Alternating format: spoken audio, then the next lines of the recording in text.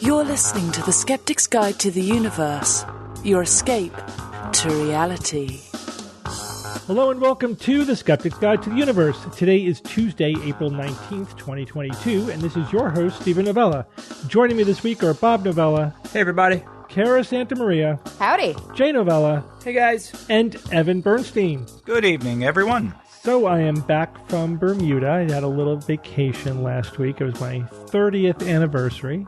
30. Oh, yay. And wedding anniversary. Yes, my wedding anniversary. So you what? You flew out to Bermuda. Yeah. You called How long Jocelyn and was the said, hey, flight? I'm here. The flight, we got a direct flight from JFK. It was 90 minutes. 90 Oh, minutes. beautiful. That's really Fast. It's a little faster than average, but it's less than 2 hours, basically, from New York to Bermuda. It's a lot further north than people think. It's actually not in the Caribbean. It's not a Caribbean island. It's the outermost point of the quote triangle. Well, yeah, by definition. Yeah, it's far up. Yeah, well, but the it's far Said the magic word. I mean, the triangle is made up of what? Like, it's Miami or the Keys, Puerto Rico, and Bermuda. So it's like really far away from those two places. Steve, now, did you see any planes like actively being sucked into the ocean? I didn't see. I saw very few planes. So the planes land on the east side of the island, that very tip, like the very end of it, and they don't fly over the island. So when you're on the island, you're not really seeing a lot of planes. The island, I don't know if you guys are familiar with it. It's shaped like a J, but tilted like 45 degrees on this side. So it's a very, very long, skinny island. What's the water temperature out there in the middle of the Atlantic? So it's in the Gulf Stream, right? Mm-hmm. So that's why it is semi-tropical, right? Because even though it's so far north, it's basically like equal to the Carolinas, but it's subtropical because of the Gulf Stream. So it gets a lot of warm water. However, at the end of the winter is when the water is at its coldest, and then it warms up in the spring. So when we were there, actually the water was warming up while we were there. From day to day, it was a little bit warmer. But when we first got there, it was fairly cold. The locals tell us that they start swimming in the ocean in May. So by then, it's swimmable. Yeah. And then through the summer, of course, it'll be swimmable. Nice. Yeah, Atlantic waters can be, well, I guess it all depends on where you are, but so warm. I remember going to Puerto Rico and being like, oh my gosh, the ocean feels like bath water. Yeah. And I'm so used to the ocean out here in California, it's like frigid. You can't get in it unless you're in a wetsuit. Yeah, I think it's just all the Gulf Stream. So Steve, did you ride scooters? We didn't. So getting around the island was interesting. So here's my quick skinny on Bermuda. Especially if you're in the northeast of the United States, it's actually it's the closest, like tropical paradise you can get to. It's beautiful. We had a great time there. On the plus side, it's they definitely like tourism is one of their major industries. The whole place is set up to be tourist friendly. They make it very easy to, even though it's a foreign country, it's very easy to get in and out of. And they accept the American dollar 1-to-1 with the Bermuda dollar. I think they must just fix the Bermuda dollar to the American dollar. So everyone just accepted it, the American currency 1-to-1. And everyone is super friendly. Like everyone is incredibly friendly. I mean, that's their industry, and not just like at the hotel. Like, I mean, we were at one point we walked up like the middle of the island on the old railroad trail. There used to be a railroad that goes there, and but that's gone. There wasn't even any railroad ties or anything. It's just a path now. It's just a trail, but it's basically going mostly through residential areas. And we would walk by people in their backyard, and they would be super friendly to us. Also, like when you ride in a taxi, like. The taxi driver beeps and points and waves at every other driver because obviously there's 60,000 or something people who in a small town. Oh, everyone knows everyone. Yeah, live permanently in Bermuda. Yeah, residents, and but they say all the taxi drivers chatted with us while we were getting a ride, and they said it's a small place, and not that everyone knows everyone, but especially if you're I guess all the taxi drivers know each other. Sometimes they were shout out by name. But it was just a super friendly environment and culture. Very, very nice. The downside is it's kind of expensive. Oh, really? Yeah. Well, when you said that they fixed their dollar to the dollar 1-to-1, that definitely right there tells you. And plus, you're going to be paying it's a remote island, so shipping is expensive. Yeah. Just getting supplies there. You can't drive anything there. It's all imported. Yeah. Oh, well, so it's for like examples, that way. Yeah. Do you have a for example, Steve, on that one? On the expensive thing? Yes. Well, yeah, just everything. The restaurants were the worst. They were like twice as much as what you would pay for the same food here. Oof. I don't think it's the shipping. There's when you also think a about tourist situation there too. All of our food is shipped in too. Like even if we're in Connecticut, we're mostly eating food that is shipped a lot farther away than getting to Bermuda. So I don't really think that's the issue. Well, I do think there are some, like if you think about Hawaii, that is a real supply chain issues are real. That's different. Yeah, Bermuda's it's close. farther away. It's really That's close. True. Yeah. It's not that big a deal. You think about it. You're eating your potatoes from Idaho. Does it matter? It's closer to Bermuda than probably to some parts of the United States. What about fish dinners? When you think about it, a lot of seafood. Of course, it's an island. We think that would be cheaper. You're also paying for tourist prices. So here's the thing: it's not. It's actually not. Tourism is part of it, but here's the big reason. Aliens, right? No, it's in the 90s. I think finance eclipsed tourism as the number one industry in Bermuda. And the guy, so one of the taxi drivers who's been born and raised or lived there his whole life, he gave us the whole history, like financially of Bermuda. He's like, it was great in that it brought a lot of money into the island, but he said, but that was the inflection point where everything became expensive because now you have a bunch of millionaires buying up $10 million homes and willing to pay lots of money for everything, and so everything became expensive. So that was the point at which it really got out of control, and to the point where it's like a lot of younger Bermudans had to leave; they couldn't make a living there. It just became too expensive to live there. Oh, so man. even when you leave the hotel kind of areas, it doesn't matter. Everywhere. Everywhere. Yeah, unlike when I was just in Puerto Vallarta, and it's like, the peso is weak compared to the dollar. I think it's 1/20th. And when you're out in the city, everything's really cheap. But of course, when you go to like tourist trap areas, so it wasn't just the tourist trap, although that did add yet another layer to the expense.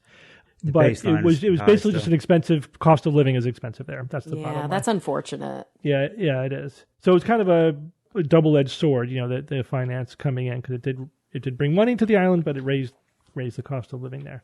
So getting around the island. So if you're not a permanent resident, you cannot rent a car. Right? It's not an option. Wow. So there is a bus system. We used that a few times. It was fine. The bus system is fine. They have the taxis are fine. We were happy to give money to the locals who were driving the taxi, so we didn't really care about that. Yeah. If you want to rent something to get around, you could rent scooters or Twizzies. You guys ever hear of a Twizzy? What? That was, I think, the most popular thing for visitors to do. So it's basically an all-electric vehicle. It's one person wide, so you're basically sitting in the middle of it, and it only sits one person across.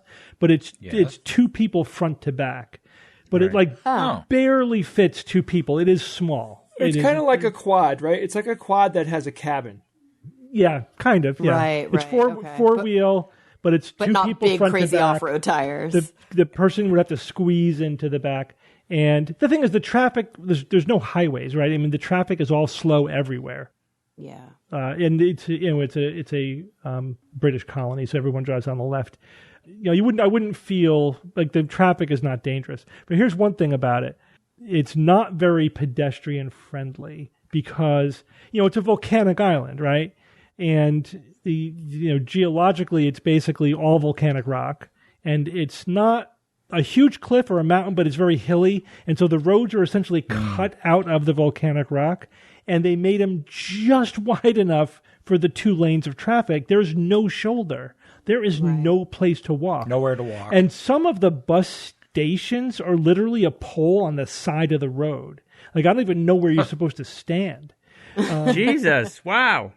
No, so a couple of times, some of the more residential areas did have shoulders and there were a couple of sidewalks here and there, but you couldn't really walk the main roads. I mean, you could, but you have to just count on cars driving around you because you're walking in the road.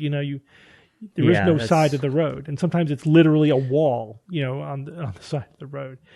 So it's not very pedestrian friendly. So that's why we generally either took a taxi or took a bus. We did do a little bit of walking, and it was a little bit scary at times. We would look both ways for traffic and then run to the next sidewalk, before too many cars had to go by. But very, very nice. I definitely think we'll be going back. It's just a very close, quick. You could take a long weekend there. You know what I mean? Like, it's so close. Did you get a tan? I did. I got a little bit of a tan, more than I wanted to, but yeah. No, it's fine. UV sucks. I just don't. I don't like to expose my skin to UV light. But so, what was your absolute favorite thing about the experience? I probably there was some birding there, So we went to this. It was called Spittle's Pond, and that was a fun day. So there was lots of good pictures, just good nature walks. Went to we were there on Good Friday, and Good Friday apparently is kite flying day on the island. They fly kites at other times, but that's like the big day. And there's a traditional Bermuda kite. It's like round or octagonal, and it's called a hummer because it has a thing in the middle that spins. It makes a humming noise when you fly it. But I haven't flown a kite since I was a child. Right? I don't think. Yeah. How fun! Yeah, it was a lot of fun. Last time I saw a kite, it was on Reddit, and it was lifting a little kid up in the air. Mm-hmm. I mean, it was crazy, and I think it was real. Yeah, right. 70% chance of it being real. All right, let's move on to our news items. We haven't spoken about vaping on the show, I don't think. Kara, you're going to tell us about the effects of vaping on brain inflammation. Right. What? So, there's a lot of literature out there on vaping, but when you read most articles about vaping, one of the main things they say is there's not a lot of literature out there on vaping. And I think it's because it's new and because very often we're comparing it to the bananas huge body of literature on cigarettes, right? And on the detriments of cigarettes. So there's a study that was published in a journal. I didn't know this journal before, but I have to admit I really like it. It's an open access journal called eLife. And so anybody can read this study. And I'm going to take a quick aside because this was my favorite part of this reading this study. It's got all these different sections, right? Like most scientific articles have the abstract, they have the introduction, the results, or the materials and methods, the results, the discussion, then different appendices with all the data. They also have all of the raw data available to you. But they fully, openly publish their editor's notes. So basically, when scientists submit, there's always like something that the editors don't like. So they say, hey, we'd like for you to do like this much further investigation, or can you explain this better? Or we think your language was strong here. And then the scientists reply and say, thank you for that. This is how we think about it. And here's a change that we made. And there's a back and forth. This journal publishes that entire back and forth. Wow. I know, it's really cool. That's cool. I like that. Yeah. So you can really see like what they maybe were their language was too strong at the beginning, or where they needed to clean up and add a little bit to make the study more robust. Yeah, so remove I really curse words, Yeah, some of the F-bombs we should take out. So this was a study with a lot of authors. It looks like from like VA San Diego, UCSD, so University of California, San Diego. In this study, they said, okay, we would like to know how one very specific type of vape affects the whole body. And so they say in their introduction, a lot of studies look at specific organ systems, but they were like, we want to see what happens if we expose mice to vape, and we want to do both an acute model and a chronic model. So they do this, it's a twice a day paradigm in one group for 1 month. Oh, sorry, it's a 3 time a day paradigm. I apologize. 3 times a day, daily. In one group, they do it for 1 month, and then they also do it for 3 months because they want to see the difference. And they look at not just the brain, because you did mention neuroinflammation, but they also look at the lungs, the heart, and the colon. Mostly what they were looking at were inflammatory markers. So although they didn't often see direct evidence of inflammation, they saw upregulation of genes or proteins that are responsible for inflammation.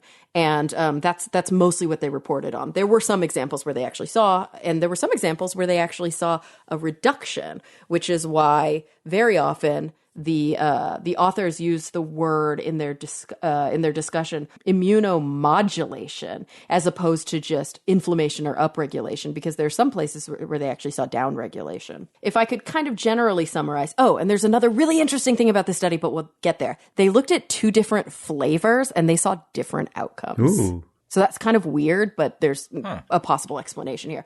So the thing that they were really interested in, it was they wanted to look at one of the most famous products on the market, Juul, and they wanted to look at their sort of fourth gen, their most recent style of vape, which is these pods. And these pods are interesting because most studies, are done with like the older version of the vape pens, but these pods actually have more nicotine than basically anything on the market. I think at one point they described it as a single pod because I guess you basically just vape off of the pod until it's empty. A single pod has more nicotine than a whole pack of cigarettes. What? Wow. Wait, Yeah. how long would it take to use a single pod? Like, is it? It probably completely varies based on the person. But, given that there's no marker, the way that with cigarettes, there's a marker. Like people can say, I smoke a pack a day, or I smoke a half a pack a day, or I only have 2 cigarettes a day. But with this, it's like they just smoke it until it's empty. And I wonder if there is a psychological difficulty there in being able to modulate your own use. If you don't have any of those, I'm not lighting a new cigarette. And so, I think we very often hear conversations about e-cigarettes as smoking cessation tools. And although sometimes the literature, I think, kind of poo-poos on that a little bit more strongly than they could, I think the concern is that if we really think about this in a binary way, either they're good for you or they're bad for you, this becomes really dangerous. Because, of course, there are e-cigarettes on the market that don't have nicotine. And, of course, there are some good papers that show that people who slowly but surely drop their nicotine level until they're no longer smoking nicotine at all and then quit, that it helps them quit. But what these researchers were looking at were pod-based e-cigarettes, these Juul devices that only came out in the last 5 years or so that have high levels of nicotine in them. And there are a lot of users of these. And sadly, I think it's 12 million adults that use e-cigarettes totally. And the highest rates are among 18 to 24-year-olds. And they're flavored. Right. And so that's a whole other conversation, regulatory conversation. So here they looked at mint flavor and mango flavor. But get this, at the time, they were the most popular choices. Oof. That's why they chose them. I know. Okay. Now they're no longer made, these 2 specific pods that they were doing the research on. And so they modeled the use, like I said, by exposing young adult mice 3 times a day for 3 months, but they also looked at changes after a single month, and then they looked at the aggregate changes after 3 months. And they did see neuroinflammation after 3 months. They specifically saw it in the nucleus accumbens, both in the core and in the shell, and they saw it in the hippocampus. And the reason that these 2 regions are important, and the reason that the researchers talk a bit about these 2 regions being important with this gene expression of inflammatory markers is that they're involved in behavior modification and heavily in, drug-seeking behaviors, addiction behaviors, and even they call it like anxious or depressive behaviors. I think they're more referring to mood in the nucleus accumbens, but there is a concern here that if there is inflammation in this area, that could have some bearing behaviorally on addiction levels and on mood, which can sort of be associated with addiction. They also did find some changes to cardiac tissue. And the weird thing is these alterations to the inflammatory state were not very easy to point to. There was actually some down regulation at the 3-month part in the cardiac tissue. And so you might think sort of on the surface, oh, maybe that means, it's reducing inflammation. Maybe that's heart healthy. But what they found or what they're concerned about is, no, maybe that actually means that it's depressing an immune response in the heart. Oh. And that's, disconcerting as well. So we don't know how these things translate to actual health in human subjects because we're looking at gene expression in adult mice. But what they found, again, was that the nucleus accumbens, both the core and the shell, and the hippocampus saw some neuromodulation. They saw changes in these inflammatory markers in the heart.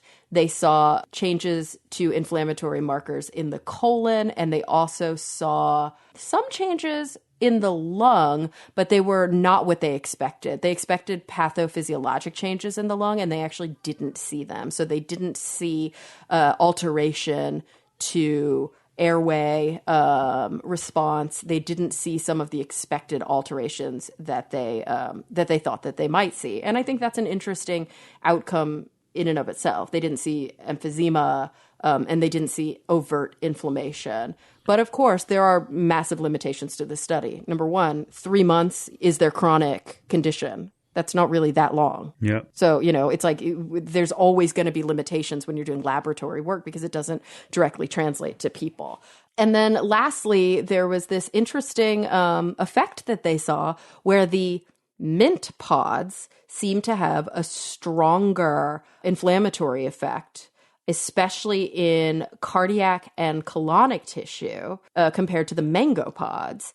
And when they looked, they recognized that the nicotine concentrations were the same, but the flavoring compounds, the chemicals that actually make the flavorings were different. One of them was based on something called ethyl maltol. That's how they made the mango flavors. And then they actually used menthol concentration to make the mint flavor. And there is a concern here that there is a negative outcome simply from the flavorants, not specifically due to the nicotine, which sort of... And is that consistent with tobacco as well? I was going to say, it kind of jives with the idea of all those different carcinogens that you would see in tobacco when you would burn the paper and the glue, and there was like so many different compounds that were discovered over the years. And so, it's an interesting study because it's not as clean as you would think. They had some hypotheses, and not all of them were confirmed. Their sample size was small, and that was one of the concerns from the editors. But they also replied that they did do a power analysis in advance, and they didn't want to collect more data beyond what their power analysis told them to collect, because they didn't want to alter those outcomes. So what's a power analysis? Oh, power analysis is there's different software programs that you can use, but it's a statistical way to, in advance, to say, okay, I'm going to do this type of statistic, like I'm going to do a chi-square, or I'm going to do an ANOVA or an ANCOVA, and I want to make sure that if I'm looking for a difference between groups, that the difference is large enough to recognize, right? Like it's going to be 25% difference or 5% difference, and you set all those parameters, and then you calculate how many samples you need to collect in order to achieve that power in your study. Okay. Because if you're doing, let's say, 20 contrasts, you're going to need way more, a much higher N than if you're going to do one contrast. Right. And so a power analysis allows you to set your statistics in advance so that you don't end up inadvertently p-hacking, for example. Yeah, I was going to ask about that. I like that, if it's trying to deal with that, even indirectly. Yeah, that's one of the things that I thought. It's funny because this study is interesting, and of course the write-ups around it are interesting. Like, hey, vaping is not great, you guys. Like, look at these things that we're seeing. We're seeing inflammation in the brain. We're seeing changes to cardiac immunoresponse. We're seeing changes in the colon. We're seeing changes, across the body of these mice. This is not, this is worrisome at minimum. But the other thing that I thought was interesting was this study is a very cool explanation of how science is done, because the curtain is completely peeled back. And so for those of you who are interested in reading more about the process of doing science, this allows you to kind of peep into that in a cool way. E-life, yeah. Very cool. Yeah, so it is complicated, the whole vaping thing. It may be helpful in some situations, but it's not entirely benign itself. And there's been a lot of hand-wringing in terms of like public health policy. Should we be for it or against it? It's kind of right. A mixed, and in some ways it may be bag. It may be worse. In some ways it may be better, like we said, helping people quit smoking if they follow these protocols and they do it appropriately. But for some people, I think they make a false dichotomy. They go, well, at least I'm not smoking cigarettes. And it's like, no. Or maybe you should not be smoking at all. Yeah, right. Because a lot, vaping is attractive to younger people. It doesn't make you cough as much. It's not as aggressive. Like, it doesn't feel as aggressive. So it probably feels safer. There are these psychological issues that come into play. And it does lead some people to smoking tobacco.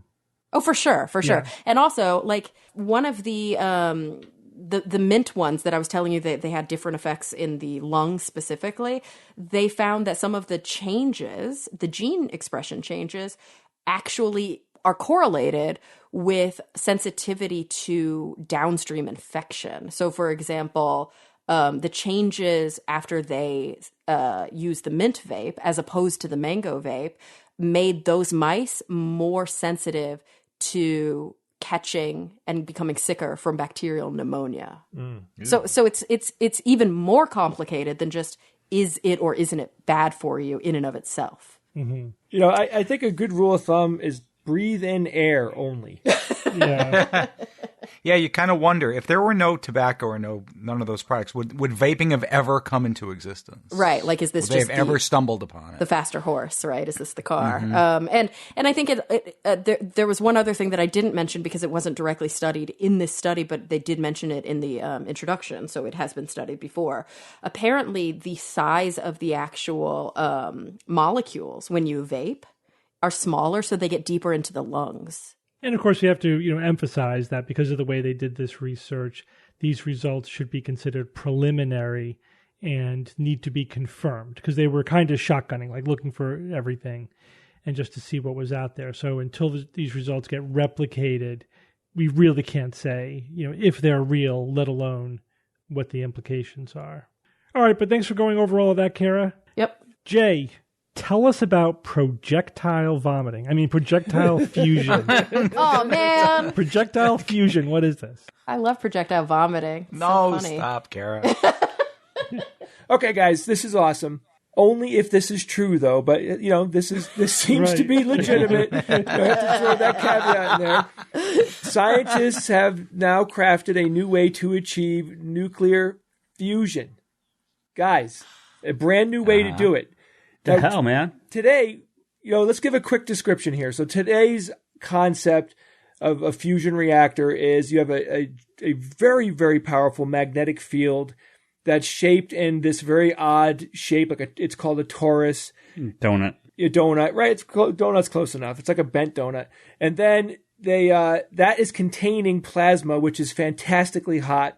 And it's very complicated. It's a feat of engineering in a bigger and more complicated than probably anything other than maybe the Hadron Collider. I don't know. Probably more complicated than that. So yeah, Jay, so that's the tokamak method. But there's also another way using inertial confinement that's also showing some promising success. So there's definitely more ways to skin that cat. But now you've got another way to skin the cat. Here's another way. You ready, Bob? Yeah. Just to give more info. So this company originally came from the University of Oxford. I guess a team that was working there branched off and started this company. So they have a new approach, and it's called, like Steve said, projectile fusion, not vomiting. Damn. Although if vomiting could help the world, I would encourage it. And this idea, guys, the original idea here came from the pistol shrimp. Remember that dude? Mm-hmm. They can punch your socks off. That shrimp that could break the glass of it can shoot its arm so fast that it's like a bullet. Yeah, but this is the pistol shrimp. It's similar. It's like snapping its claw, right? And that it moves so fast. It's the fastest moving, I think, animal appendage in the world. Right. And that was science fiction. And it causes like a cavitation in the water with like a little mini boom there. Kara, let me put it to you like this. He could punch your mouth loose. That shrimp I don't want a loose mouth. Yeah. All right. So anyway, this procedure is less complicated than the fusion reactors that they're building today. And, everyone is scrambling to build these things, and who's going to, figure out all the engineering first. Well, according to First Light Fusion, their reactor is not only less complicated, but it's less expensive and it's more energy efficient. Now, let me get into some details here. They believe that their technique is going to be the fastest way to commercial fusion, which essentially means selling electricity to the world. Yeah. So how does it work? They shoot 100-gram projectile, 200 times the speed of sound, from a 2-stage, get this, hypervelocity gas gun, right? So they're shooting this little projectile, only 100 grams, and they're shooting it at a pellet that contains the fusion fuel. You follow me so far? Yeah. Mm-hmm. Yes. Now we're talking about, to get back to the speed here, 200 times the speed of sound, 14,540 miles per hour, or 23,399 kilometers per hour. That is fast. I think we all agree on that. When the projectile hits the fuel target, it accelerates the fuel to 156,586 miles per hour, or 252,000 kilometers per hour. That's fast. Pretty fast. Wait, how could something going, 11 or 12,000 miles an hour accelerate something to go 10 times that speed? From what I understand, to explain that, Bob, so you have the target that the projectile is being shot into. That target contains the pellet of fuel, like deuterium, but also it's designed in such a way that when it gets hit, again, like the pistol shrimp, it causes this shock wave from the cavitation of the material, right? Just like the pistol shrimp causes cavitation in the water. Then you get these overlapping shock waves bearing down on the pellet of fuel, compressing it even further and accelerating it to these crazy speeds, 10 times the speed of the projectile itself, and causing the fusion. And what the company says is this brings about a pulse of fusion energy. So let me give now more details. This new method absolutely does sound much safer and simpler than traditional fusion reactors that have to create this powerful magnetic field, that's holding in the super hot plasma. So when this technique is used in a large scale fusion reactor, and what I mean by that is when it goes commercial, when they build the big one that's going to really do it, they will first drop the pellet that contains the nuclear fusion fuel into the reaction chamber, right? So they're just dropping it down. It goes down into the reaction chamber. Then the projectile is shot down the same hole that the fuel pellet was dropped into, and it'll be timed perfectly so it hits the fuel at the exact moment it needs to, and this will create a pulse of fusion energy because the energy from the projectile is transferred to the pellet, which ignites the fuel. The reactor chamber is filled with liquid lithium that's there to absorb the heat that's created by the reaction. And then, of course, it goes through the same process as any other reactor goes, right? So the chamber, this giant release of energy happens. So the lithium actually protects the chamber from the gigantic release of energy. And this is important because in the other fusion reactor designs, this stage actually is very difficult to engineer to make everything work and to make it safe. So, collecting the energy from the magnet-based reactors, they haven't even fully figured it out yet. They then transfer the heat from the lithium to water, and then what happens, guys? Water generates steam. The steam turns the turbine. The turbine generates electricity, and there you have it. That's how every single power plant ends up, just turning water into steam. So this process would repeat every 30 seconds, even though the pellet of fuel is super small, only a few millimeters. Like I said, that energy that's released could generate enough power to what? All right, guys, let me ask you this. So you have this tiny little millimeter-size pellet of fuel that gets hit by the projectile. It ignites, creates fusion, and releases enough energy to do what? I'm curious to know what your guess would be. Light a light bulb? You mean what can we power? Yeah, how much power does it generate? About 100. 100. A little bit more than 100. So it could power an average UK-sized home for over 2 years. Ooh. Yeah, but wait a second, man. So every 30 seconds, sure. That's what they said. A millimeter-sized amount of fuel. Every 30 2 seconds. Years? That's a lot. It sounds like a lot. I know. But look, we're a skeptical podcast. Your skepticism is appreciated.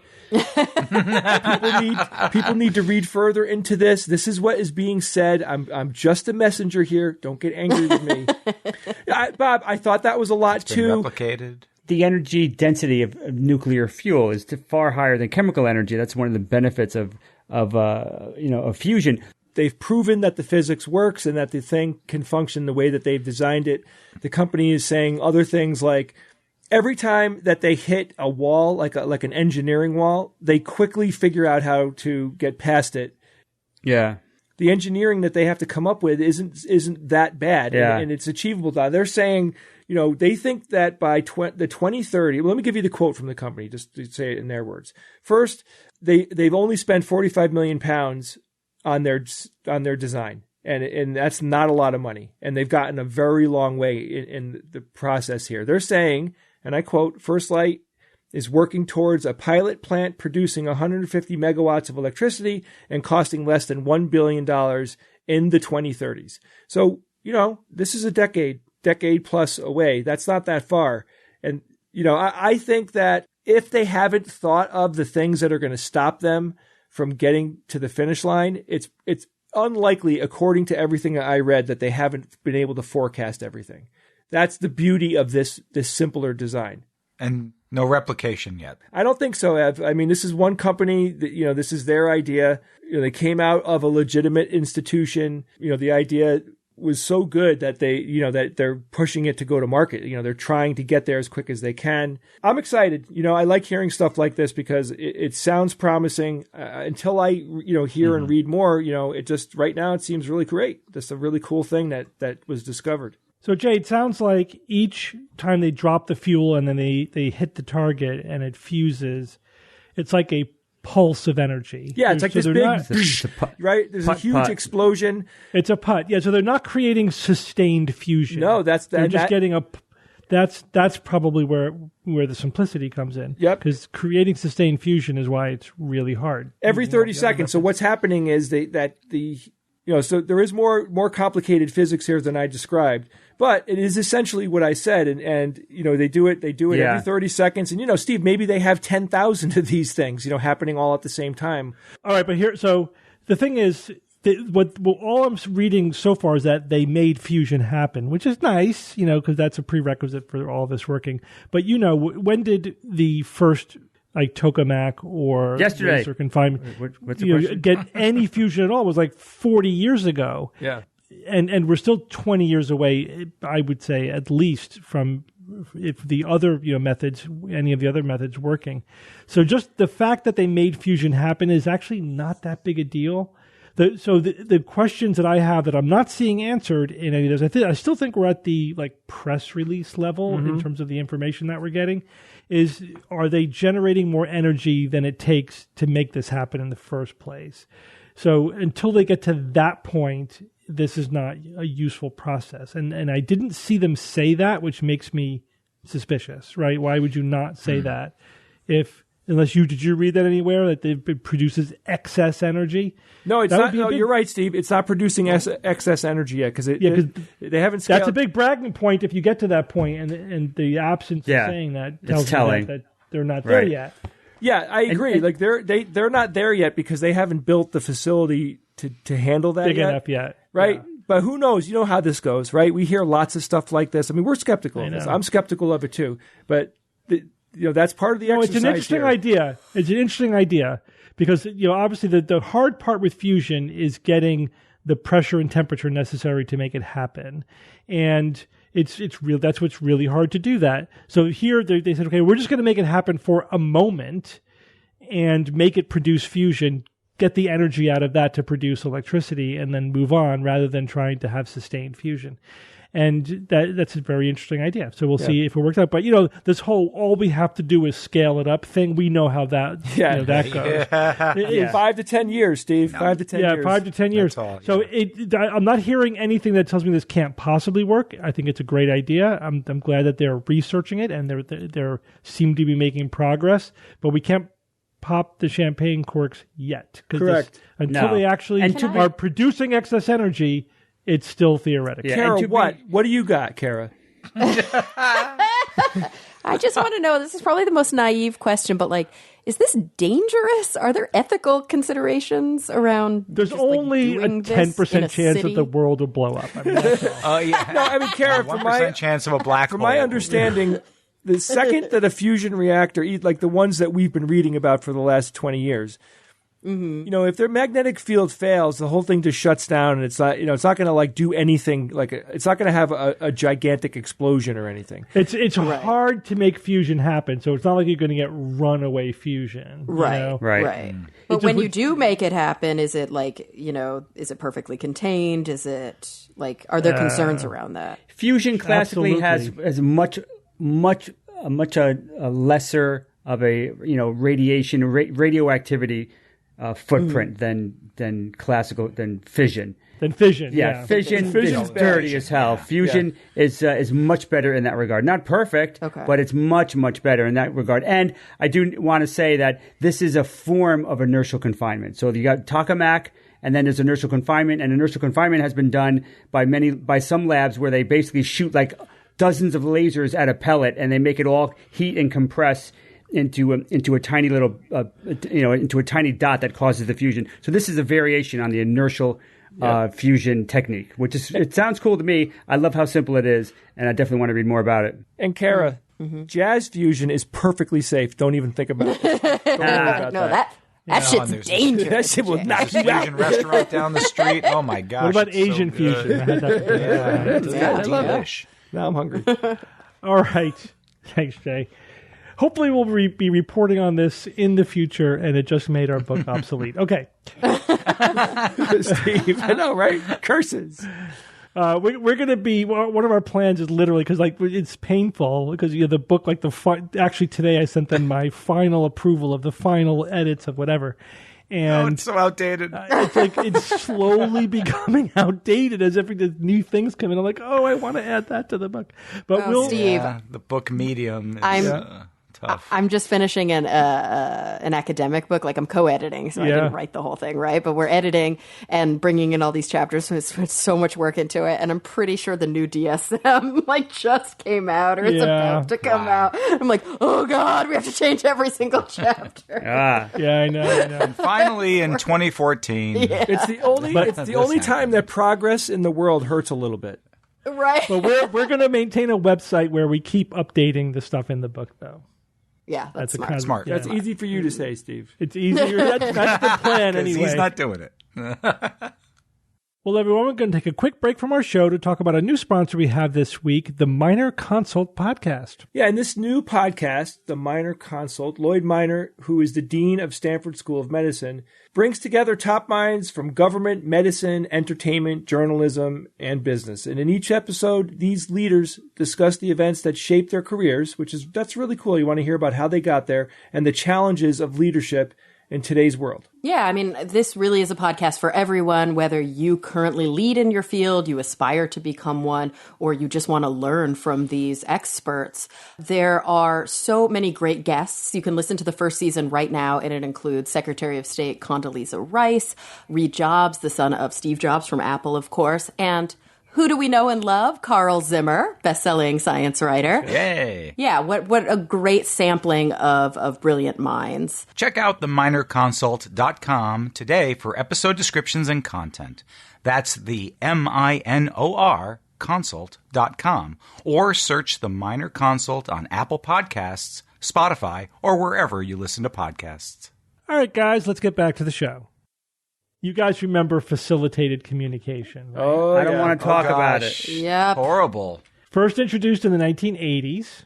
It was all the rage for a while. So the idea of facilitated communication is that some people who have cognitive problems, either like some types of autism or other types of developmental difficulty, that they can't communicate. Now, it may be that they can't communicate because they don't have the ability to communicate, meaning that their brain can't process language and words and they can't understand it.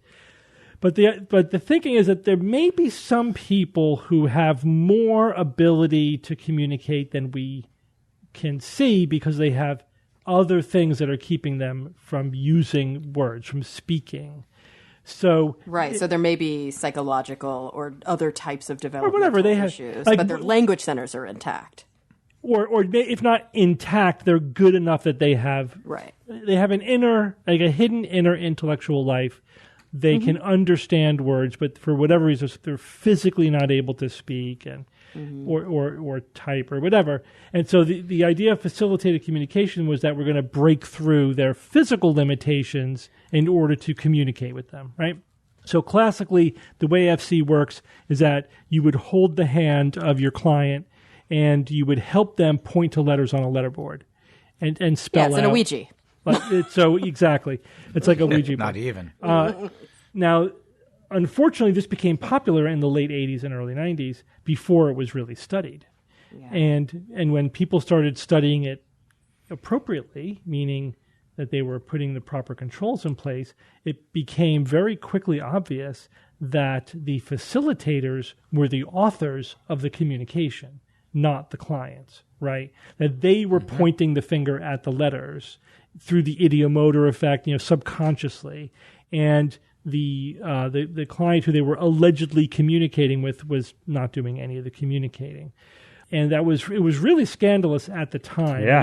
They were like sincere speech therapists and people involved who genuinely believed that it worked, and they were devastated that it was all self-deception. Yeah, it reminds me a lot of the whole memory regression hypnosis phenomenon that false memory syndrome, absolutely. False memory syndrome and all the court time. cases and and there were relatively legitimate practitioners who just hadn't done their research, sadly. They wanted to believe it. Yep. They didn't do their due diligence.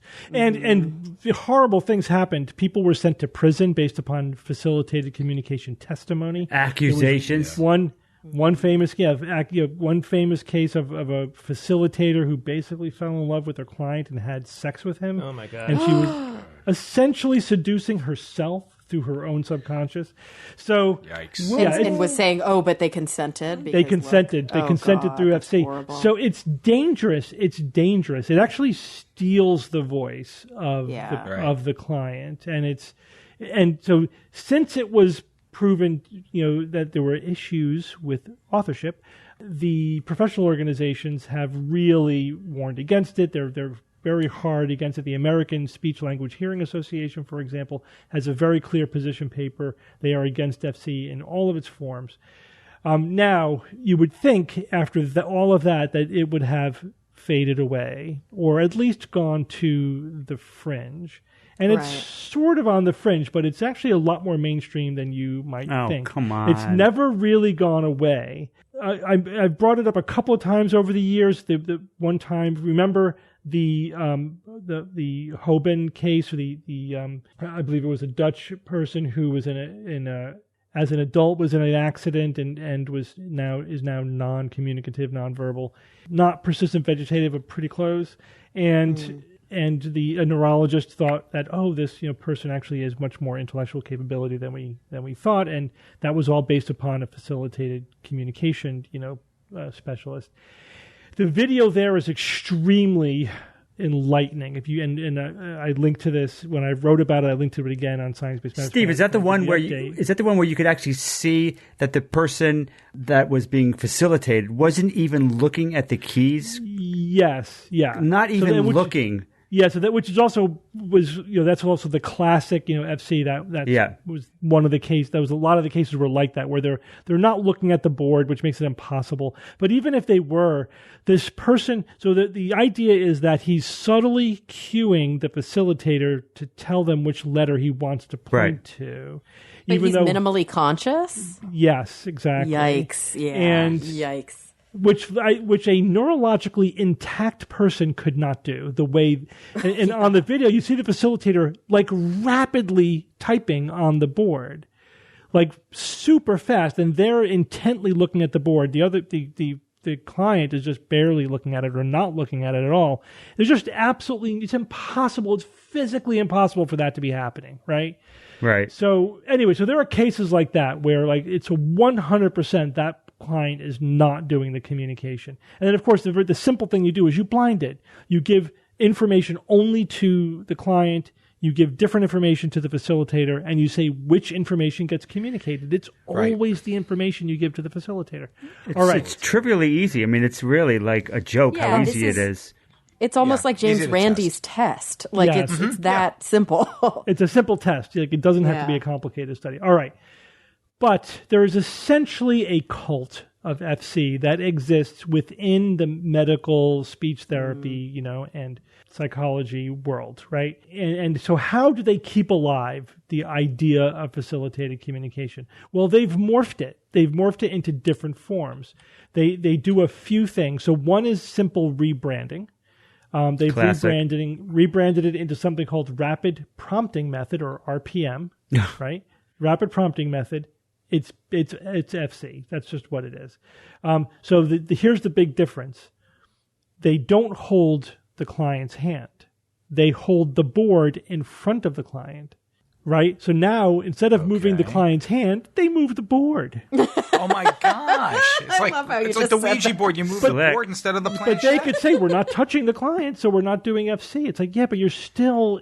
So the thing is, if the client is doing the pointing, if they're the author, why isn't the board on a stand? Why are you holding why isn't it everything stationary? At all? So anyway, so professionals call that facilitator-dependent communication, right? So they essentially, any method where it's possible that the communication is facilitator-dependent is not real. And it's not valid, and it should be looked at with extreme caution. Now, I watched a lot of videos of this, of RPM. One of them was just apps. It was so bad. So, and it's a mother working with a daughter, so it's obviously very sad. And the daughter's very alert and interactive and smiling and everything, and emotionally, you know, there's definitely some interaction going on. But they look nonverbal or non-communicative, and it's so obvious watching this video that the mother is forcing what the output that she's looking for. But let me give you the most blatant example. She asks her daughter a 50-50 question, right? Is it A or B? And the correct answer is A. She clearly points to B, like insistently points to B. The mother doesn't react. It just keeps looking at her, and then she gives her another nudge, like, you tell me. And then the daughter switches her answer to A, in which case, like, that's correct, you are correct. And oh my God. She whisks away the board and on to the next task. I mean, this is like the age-old. This is like Clever Hans. It's Clever Hans. That's it. It's every like, police interrogation that ends up getting thrown out later. It was the Clever Hans effect, right? She just she just didn't react until she got the answer she was looking for, and then she reacted and gave the positive feedback. I think Hans was easier. That's what we're talking about. That's what we're talking about here. It's a completely invalid method. We had recently written about this on Science-Based Medicine. We got a flood of angry emails from supporters of FC. And, like really, and they were all using the same kind of language. I think somebody must have posted a link on their message board or something. Yeah, so we got this flood, of these angry emails, which prompted me to like update my research on it and write about it again.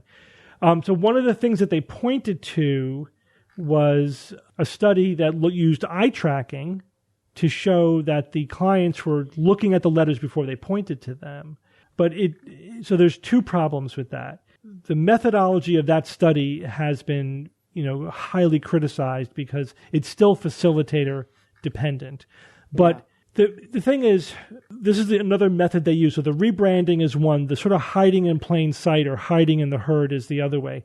So, and this is very clear. It was good to get these emails because, like, I like to hear what the true believers are saying, like how they're justifying their own beliefs. So one of the things that they did was they didn't talk about FC or even RPM, the rapid prompting method. They talked about augmentative and alternative communication. Said you guys are against AAC, right? Augmentative and alternative communication. Wait, what? Right, like adaptive technology? Exactly. Of course you're not. Of course you know. So. Yeah, so AAC is basically an umbrella term for a host of legitimate communication methods with people who have impaired communication. And so they're elevating themselves into that exactly. They're slipping themselves into this broader category, and then they say, you guys are against all of this. It's like, no, we never even mentioned it. We were talking only about, I think in this case, it was the RPM. There's also this speech to communicate, S2C, so that was another one that we might have mentioned. But we're not talking about AAC at all. So it's complete bait and switch, a complete bait and switch. It's like a homeopath saying, oh, well, you're against all pharmaceuticals. Yes, exactly. That's exactly what it's like. The thing about that specifically is that if it's coming from providers, it's especially insidious. Yeah. There is a part of me that really can't help but empathize with a parent who wants to believe that this is how they're connecting and communicating. And of course, in their mind, this is just another adaptive technology because they have been hoodwinked into thinking it's evidence-based. Right. And that's the sad thing, is that it would be an easy narrative for them to follow that you just want to take away this technology that's allowing me to communicate with my daughter. Here's the other way they hide in the herd. It's not the problem. Yeah, absolutely. Here's another way they hide. So one is by trying to pretend like it's just part of this wonderful breakfast, right? Part of this complete breakfast. But it's also, they use evidence of non-facilitator dependent communication. So you take a relatively high-functioning individual who can communicate entirely on their own by pointing to a letterboard or typing, and say, that's evidence that it works. It's like, no, but that's not facilitator dependent. If you could show me facilitator independent communication where the authorship is verified, that person is the author, that's great. But that doesn't prove that facilitator dependent communication where you can't prove authorship is real. So they miss the actual point that we're making. They miss the active ingredient there. Exactly. Yeah. I'm curious. Have you ever thought about this before? But wouldn't this be unbelievably easy to disprove if they it is. Yeah, just ask. Okay, so who is the person that is being facilitated? It's my brother. 5 years ago he got in a horrible car accident. Okay, but you're communicating with him. Okay, what did he call me as a nickname when we were kids? They've done that, and they can't, and that always fails, right? Well, there you go. It's facilitator dependent. I've just disproven the whole thing. But they have an answer for that because again, it's a cult, and no amount of they evidence. have motivated reasoning. Yeah, the motivated reasoning is profound. So this is what they say about that, which again is why I love to get these emails. They say you can't expect somebody with autism to communicate in the same way that we all communicate, and you're asking. Special pleading. It's total special pleading. You're asking them to understand what you know and what you don't know and to give you the information you're looking for, and you can't reasonably expect them to do that. So all of those studies are flawed. Untestable. So it's untestable. You just made the whole thing untestable by saying that. But here's the thing. But then they point to studies where that's exactly what's happening when it gives them the results that they want. Of course, that's facilitator independent communication. So they're not even internally consistent in the criteria they use. They are just dismissing the negative evidence out of hand, and it doesn't even make sense. I feel like there should be an informal logical fallacy. Maybe there is when somebody uses science in their argument when it benefits them and then rejects science in their argument when it doesn't benefit them. It's internal inconsistency. So that it does make the list. All right. The final thing they do, which is really gets you, right? This one's really distasteful, is they take the moral high ground. So they say, you're denying that these people are people, and you're denying that they have, a meaningful existence or that they have any potential, to have an inner intellectual life. You're right. So you're erasing them. Like they're using all of the. That's disgusting. It's like a human shield. They're using all of that you're erasing language. them by giving them your voice. Yes, exactly. Right. You're hiding your pseudoscience behind these human beings. Yeah. Exactly. Yeah. But then they get all high and mighty about how terrible we are, but that's the cult, right? That's it. So anyway, that's what I learned recently about what the current state of FC is. It really is disgusting. It's still a pseudoscience, as I say. FC is still pseudoscience, but the professional organizations though are all over it, and they really have. That's the good news in all of this. They understand what it is. They really understand the nub of what's wrong with it, and they are dead set against it. They call it out by name. They are not having, there's no shruggy problem. There's no wishy-washiness. Like, this is bad. It's pseudoscience. It's hurting our clients. You should absolutely not do it. This is harmful. That's encouraging. Similar to the approach to the false memory syndrome. Just calling it false memory syndrome. Right. Conversion. Remember conversion therapy? Yeah. Very similar to that, too. Past life regression, primal scream therapy. Yeah. Wow, all of these things that are they're detrimental. Yeah, they're actively harmful. They're actively harmful. Absolutely. FUFC. Okay. But it's so disappointing that this is something that should have gone away 30 years ago. Yeah, Steve, you were ripping that apart in the 90s. Oh, I remember, Steve. You wrote articles. This is old in school. our newsletter. This is one of the first big things you really took on. Yes, and I remember that too. Another example of the vulnerable being taken advantage of. Totally. And then there being a difficulty extricating the practitioners and the people who have an agenda from the I guess the people who are victims of this. But here's they the all other get thing. mashed together. It's not enough to mean well. I'll even buy that these people all mean well. It's not enough. When you're a professional, you have to do due diligence. Yep. If you're a cop who's investigating a crime, I don't care if you want to catch the bad guy. You have got to follow protocol. You have got to make absolutely sure that you are not eliciting a false confession or whatever, you're doing a bad investigation. If you're a physician, you have to do due diligence to make sure that it's evidence-based. If you are doing this, you have to make sure that you are not the author of the communication. And if you don't do that, that's on you. That is a violation of your professionalism. Especially it is. It's a violation of your ethics code. Totally. And all of these fields have an ethics code that says that they have to uphold, beneficence and reduce maleficence. Like, that's fundamental to the ethics code. Absolutely. I love that movie. Sleeping Beauty. All right, Bob, what do gamma rays have to do with gravitational waves? This was fascinating, Steve. Not as good as the anti-universe topic, but this is up there. I just love gravitational waves. Okay, so recent research shows a new way to leverage Fermi Space Telescope data to get finer details about gravitational waves trillions of miles long created by colliding supermassive black holes. Lots of awesome words in that sentence. So let's say, all right, this was published in Science by an international, that iconic international team of scientists. It seems like there's roving bands of international scientists doing awesome stuff, including, I'll point out two of them, Aditya Parthasarathi and Michael Kramer from the Max Planck Institute of Radio Astronomy. So here we go. We all know gravitational waves, right? Right. If you don't, you're probably one of those people that fast forward through my segments. So gravitational waves are ripples in space-time caused by accelerating masses in space. So now these ripples actually compress and stretch the fabric of space on a scale orders of magnitude below the diameter of a proton. So yeah, they are amazingly hard to detect. But we can do it. Now, these ripples are a totally new window into the universe, allowing us to learn about what the really big boys in the universe, black holes, neutron stars, are doing without needing any type of light at all. Light is completely unneeded. Now, these gravitational waves, these ripples, they're similar in a lot of ways to electromagnetic waves, though, right? Now, imagine in your mind, this is the task. Imagine the glorious electromagnetic spectrum as one continuous wave, right? Increasing in wavelength from left to right.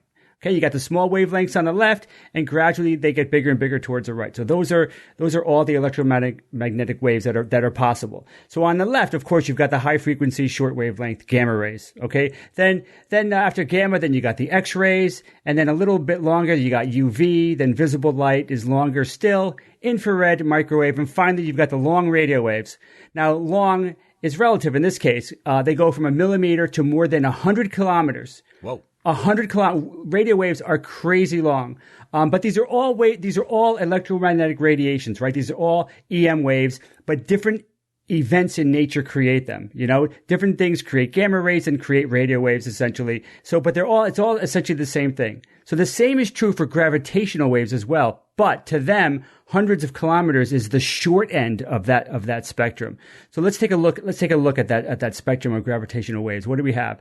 Now, the ones that we can detect now, the wavelengths that you read about in the news almost every week, and I heard estimates saying that we're going to be making discoveries of gravitational wave discoveries like every day and every hour of the day within a couple of years. They're coming fast and furious. So we can detect them now. These are hundreds to thousands of miles long. The wavelengths, crest to crest, of these gravitational waves, thousands of miles long. Those are the ones that we're detecting. We detect them using our terrestrial detectors, right? You've heard of LIGO. That's one of our famous terrestrial detectors of gravitational waves.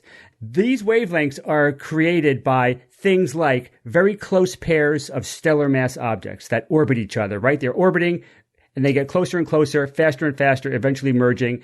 Things like black holes, not the big black holes, but smallish black holes, neutron stars that are orbiting each other, or maybe a neutron star and a black hole, or any permutation you can think of. Those are the things that we're detecting. They create gravitational waves thousands of miles long.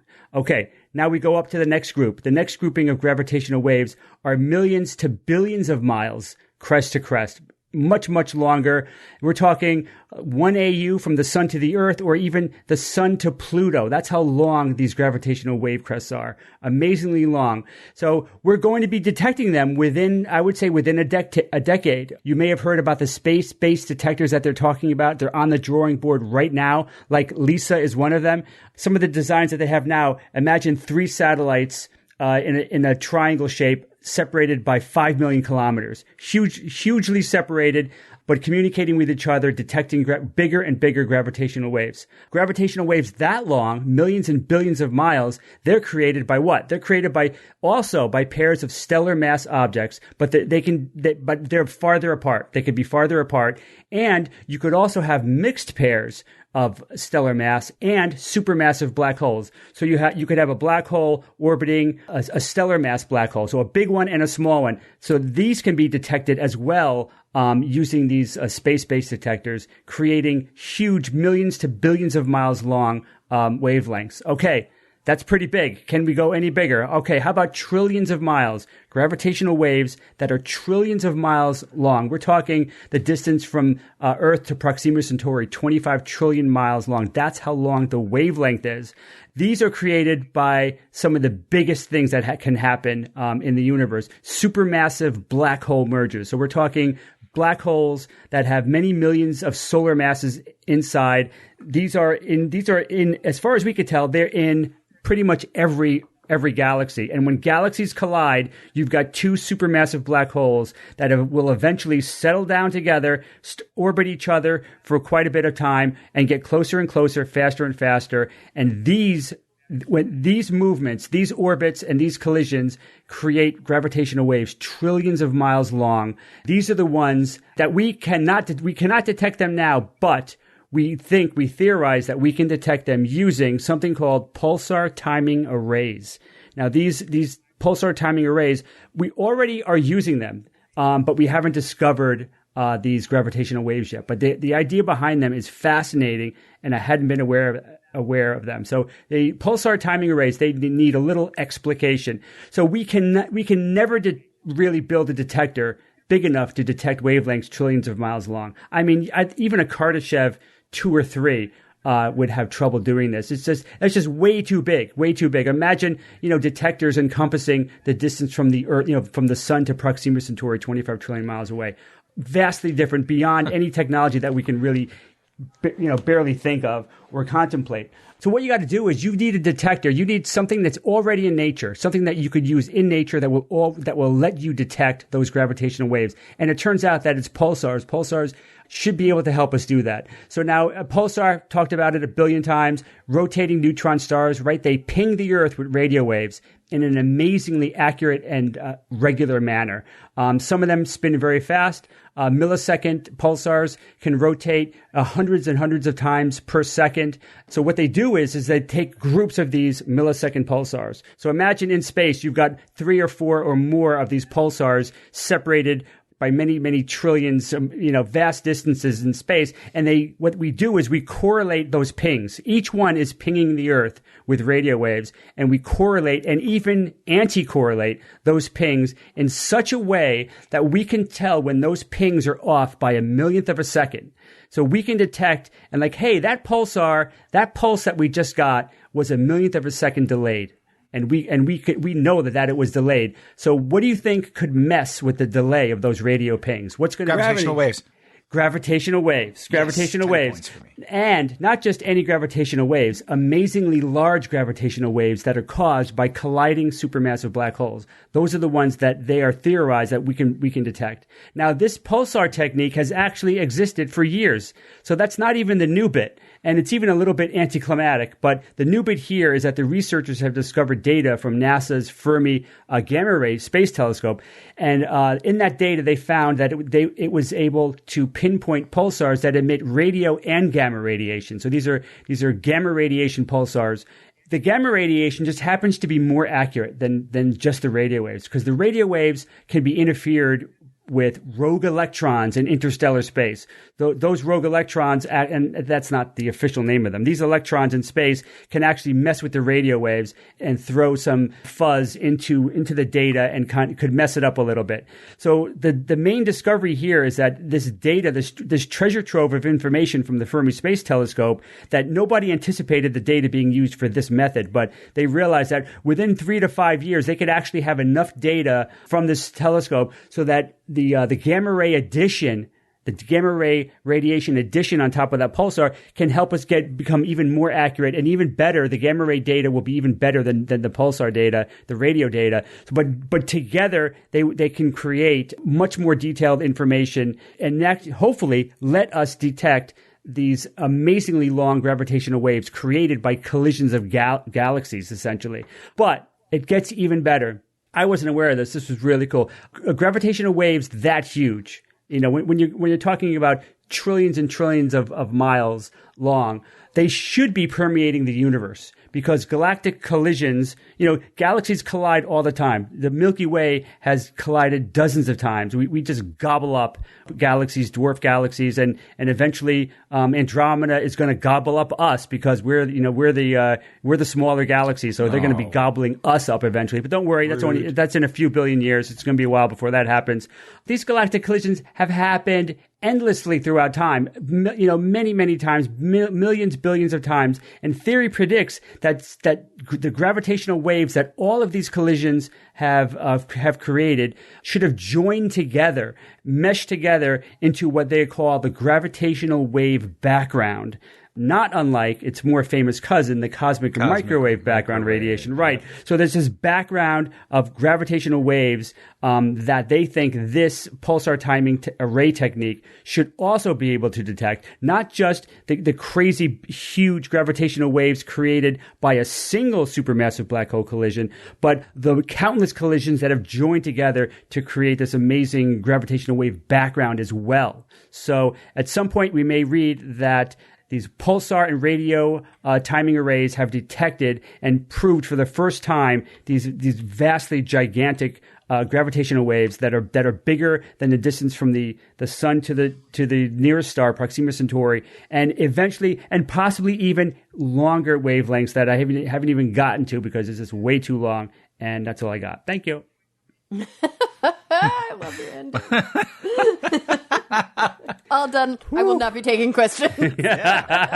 Walks off stage, drops all the the mic. information that you need. That's right. Jay. Just think about what I've said. Classic. I've said it all. That's right. You have all the data you need. All right, well, let's move on then. Evan, tell us about artificial intelligence being used to detect emotion. Yes. God. Yes. God, There's no emotions on Zoom. Can I set this up with a question that may seem non-related, but it may be related? Only if it's that question you just asked.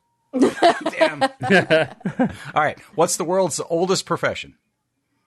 Oh, gosh. All right. What's the world's second oldest profession? How about that? Sales.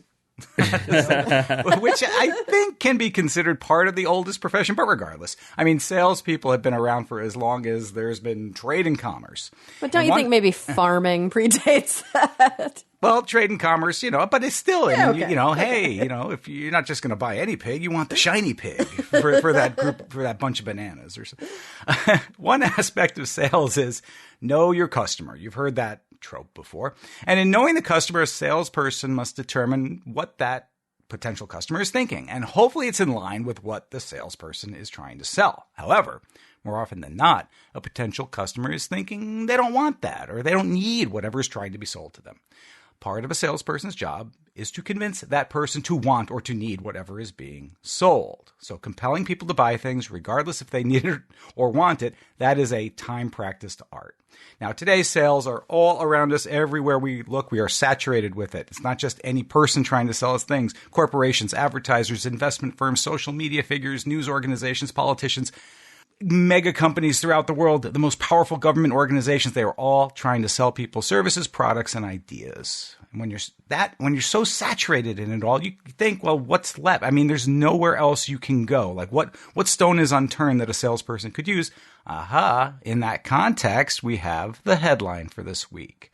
It reads, companies are using AI to monitor your mood during sales calls. And Zoom, the company Zoom, might be next. Software makers claim that AI can help sellers not only communicate better, but detect the emotional state of the people that they're selling to. So the idea is this. Now, since the early days of the lockdown, many sales meetings have gone virtual. And you could make the argument it was sort of heading in that direction prior to COVID, but at a much slower pace. But here we are, 2022, and virtual sales meetings, they're here to stay.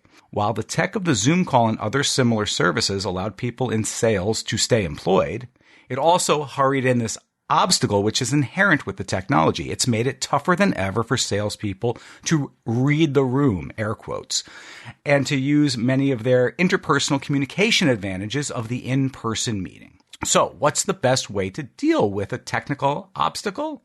More technology, of course. So enter artificial intelligence. Let the AI help the salesperson analyze the, well, as they say, emotional state of potential customers. And there are companies out there who are doing this and have been doing this actually for some time. Sales and customer service software companies, including Unifor and Sybil, are building products that use AI in an attempt to help humans understand and respond to human emotion. And here we go with Zoom. They are planning similar features in the future of their product. However, this has some people concerned. Now, one of the companies I mentioned was Unifor, and Tim Harris, he's the director of product marketing there, and he said this regarding virtual meetings. He says it's very hard to build rapport in a relationship in that type of environment. His company sells software that attempts to detect whether a potential customer is interested in what a salesperson has to say during a video call, alerting the salesperson in real time during the meeting if someone seems more or less engaged in a particular topic. Now, Zoom is reported to have plans to use AI, and obviously it's been met with this criticism, especially from rights advocates who think that such technology will portend a major breach of users' trust. But they don't stop at just being a matter of trust.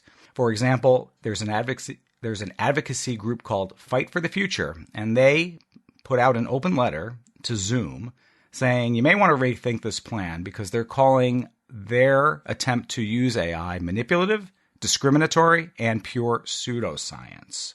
That's what I was waiting for. Yes, exactly. Pseudoscience. Pseudoscience. We know, there's so much investigation into tools, quote, tools to help police investigators understand when somebody's lying, to help. We've talked about this so many times on the show. Nothing works. We don't have any reliable way to read somebody's mind. That's right. And it does come down to the pseudoscience. But they do say it's also manipulative and discriminatory. Manipulative because by tracking headspace, it becomes a major breach of user trust. And they say the software will be sold to schools and employers who will use it to track and discipline us. Okay. Discriminatory, and this is serious. Emotion AI, like facial recognition in general, is inherently biased, and this feature will discriminate against certain ethnicities and people with disabilities. Yes, absolutely. And of course, the punctuation on this is pseudoscience. They call it a marketing gimmick. Experts admit that it doesn't work because the way we move our faces is often disconnected from the emotions underneath. And the research has found that not even humans can measure emotions from faces some of the time. So why add credence to this pseudoscience is what they're asking of Zoom. And yeah, I agree. All that is correct. Are there fears founded, though, do you think? Do you think there's a real legitimate concern here that Zoom might be using AI in this manner? I think they're going to try to use it. Again, the question is, does it work? And it's not necessarily like 100% it does or it doesn't. There may be some utility to it, but is the average salesperson going to be using it correctly, or are they going to be using it like a magic 8-ball, where they just want to get a straightforward answer? And I guess the question is less about, are salespeople going to be using sales AI in a sales call, which is probably not that egregious, but are, advertisers or these different firms, these like dark firms that trade in people's data, going to be collecting information utilizing AI to then later sell them things on other websites, targeted ads, all that kind of stuff. That's the more, I think, pernicious and gross use. And we can also just ask the question, if we assume it does work, is it ethical? And is it the kind of thing where people would need explicit consent to allow it to happen? Probably not, because I think most people use Zoom the way they use Facebook, the way they use Twitter, and we all agree to the terms and conditions. We know our behavior is being tracked. But is there some fine print that you're going to agree to at some point without ever reading it? But that's not explicit consent. I know, but that's how it works right now, right? Terms and conditions apply. Yes, you agree to these terms and conditions before you use our software. Everybody just agrees because they need the functionality. Like, what, you're not going to go to your job now because you can't use Zoom? And that's a problem. Or in the Zoom window, is there going to be some sort of reminder window? I don't want to call it a warning, but saying, hey, by the way, we're using this technology. And for more information, click here about this technology. I just don't see why it would when there's no precedent for that across any of these other platforms that all track our data all the time. Yeah, but I'm saying, should there be regulations that keep this from happening? But I think the industries that don't want there to be a checkbox are going to work really hard and lobby for there not to be a checkbox. Sure. Yeah. Doesn't mean there won't be. I mean, I do think this is a conversation that's happening. At least in the United States, I know that this conversation is happening. And of course, the companies are going to not want to be, shackled by any restrictions. But I do think it's one of those issues that we have to keep on in the public consciousness. It's like we shouldn't just be clicking away our rights and our privacy because we're too lazy to read the fine print. It's not even laziness. It's really like you couldn't function if you had to read all the fine print of everything you interact with every day. You couldn't function. Right. Yeah, the burden is on the user. Yeah, it's not reasonable to make the end user read pages of fine print for just everyday activity that they can't really not do and do their job, for example. Honestly, it's written in legalese, too. We can't even understand it, even if it is written. And it reminds me of the infamous South Park episode about that. Yeah. So you can go ahead and look that one up if you want to be horrified. One of their more graphic, probably, episodes. And it doesn't work. That's the other part of all this, because this has been studied and they've... Look, they assembled, not a few years ago, the Journal of Psychological Science in the Public Interest. They did an analysis. They read 1,000 papers about this very topic. And after 2.5 years, the team reached their conclusion. There was little to no evidence that people can reliably infer someone else's emotional state from a set of facial movements. So that's the bottom line. All right. Thanks, Evan. Yep. Well, everyone, we're going to take a quick break from our show to talk about one of our sponsors this week, Wondrium. Hey, guys, we just watched this amazing new documentary that we were going to recommend. It's called Solving for Zero, and it features innovations and the science and people behind them in 5 major industries that make up the majority of our carbon footprint. And as you all know, Wondrium is a subscription video service that has so many different topics on offer, and they are all taught by experts. And their content is world-class, it's credible, and of course, it's always ad-free. We want you to sign up for Wondrium today and start by checking out Solving for Zero. Wondrium is offering our listeners a free trial of unlimited access so you can check it out before committing a single dollar to it for 14 days. To get this offer, you need to visit wondrium.com/skeptics. Again, that's wondrium.com/skeptics. Sign up today. All right, guys, let's get back to the show. Jay, it's Who's That Noisy time. All right, guys, last week I played this noisy.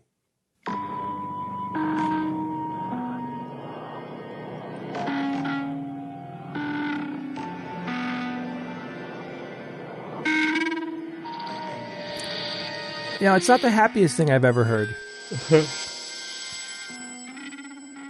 All right, enough of that. I don't want people to be depressed. It's like a calliope breaking down or something, It's weird, right? But any ideas? No. Well, Joe Streckert said, "Hey, Jay, first time guessing. Obviously, this noisy is from the soundtrack of the 1970s sci-fi horror movie about alien vampires who secretly invade Earth. This is what's playing when the heroes are investigating their ominous, foreboding starship, which just so happens to also be a flying space castle. Love the show. Keep up the great work." Of course, Joe was kidding here, but I put that in because that's what it sounds like. Was he kidding about that? That's not a real movie? Because that sounds like a real movie. Is it? I don't think so. I mean, it sounds like a terrible movie. He didn't give a title, so I think he made the whole thing up. But yeah, George Del Portillo said, "It's the music of the original Zelda slowed down. Love the show. Keep up the great work." That's a cool guess. That's a cool guess. But no, that is not correct. Because I don't think the Zelda music is even that depressing. Some rando guy named Visto Tutti wrote in and said, "This noisy just screams the early 60s. I hear analog synth with some real chimes overlaid. Guessing it is from the soundtrack to the movie Forbidden Planet." Yeah. No, wait, that was from 1956, but too late. I already guessed. Well, that's not a bad guess because there are definitely Kara's favorite instrument is being used in Forbidden Planet. That is the theremin. I love the theremin. Yes. I don't think it was ever used better than in Forbidden Planet, to be honest with you. But it is not what you say, Visto. You're wrong. You're wrong. Wow. Okay. I still you realize you're about to be inundated with emails of people, quote, playing the theremin better or using the theremin better. I know. You set yourself up for that one. I can't edit myself that strongly anymore. Stuart Harrington wrote in and said, "Sir Jay the Diligent, this is the sound of a Jack in the Box in slow-mo. The dramatic flourish is the pop. It's probably so slow because the person turning it ate too many Jack-in-the-Box burgers and needs a post-lunch nap. I thought that was kind of cool too. You play like a slowed down music box. That is not correct. The answer is going to come from the winner from this week, which is Andrew Ferentinos. And he said, "Hello. I know that sound because I recently listened to an interview of Ariel Ekblaw, director of MIT's Space Exploration Initiative. She mentioned the invention of the first musical instrument designed specifically for playing in outer space." And he looked it up, and he went to their website. So that you are correct, Andrew. This is what is called a telemetron.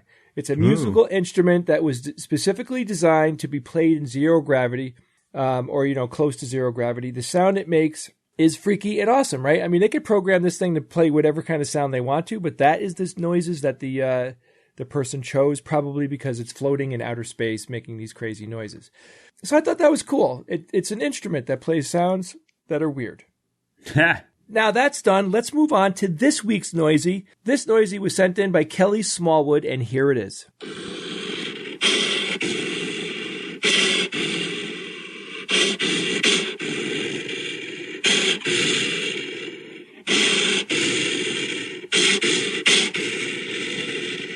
If you think you know what this week's Noisy is, or if you heard something cool like the sound you just heard, then you should just email me very quietly and very sincerely to who's that noisy WTN at theskepticsguide.org. That's all you got to do. Now we have some announcements, a few things happening that you probably should know about.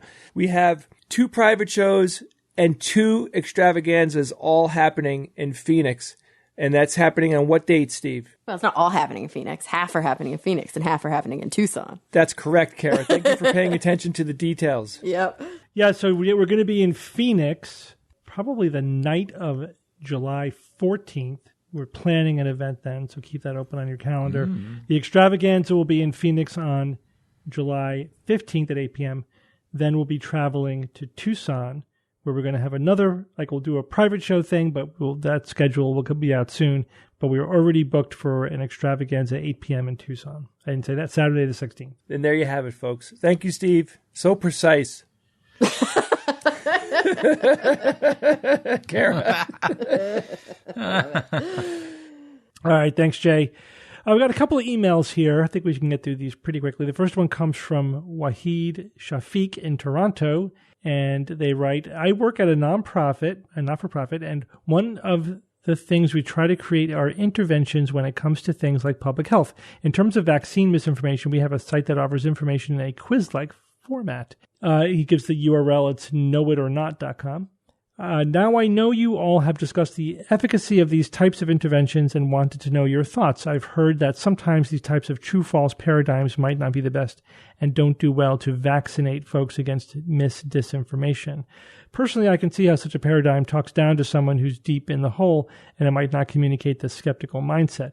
I'm wondering what the skeptics think of strategies like these, and if there are any particular insights you could offer based on your experiences. Love the show. Thanks. So that's a very complicated question that we've talked about at length multiple times on the show, but we can give a quick summary of some of the big points. So the question boils down to what's the most effective strategy for correcting misinformation or disinformation about a public health topic or any other topic like that. So there's a few principles that we've talked about as studies come out about this over the years. One is that it may not be a good idea to introduce a myth just to debunk it. Yeah. The data on this is, so in other words, saying, if you say vaccines don't cause autism, some people will remember vaccines and autism, and they'll forget the don't. The interesting bit about that neuropsychologically is that we remember facts, and then we separately encode the source of the fact, and we separately encode whether or not the fact is true. And so you can remember those 3 things independently. That's why we often say, I heard this somewhere, but I forget where. Because, you forget the source, but you remember the thing. Right.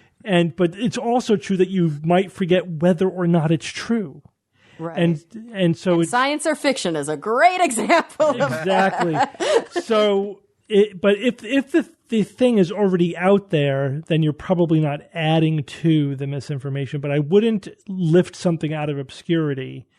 And you know what I mean? Like, don't mention a myth that nobody believes anyway or ever's heard of just to debunk it, because you may actually be spreading it inadvertently.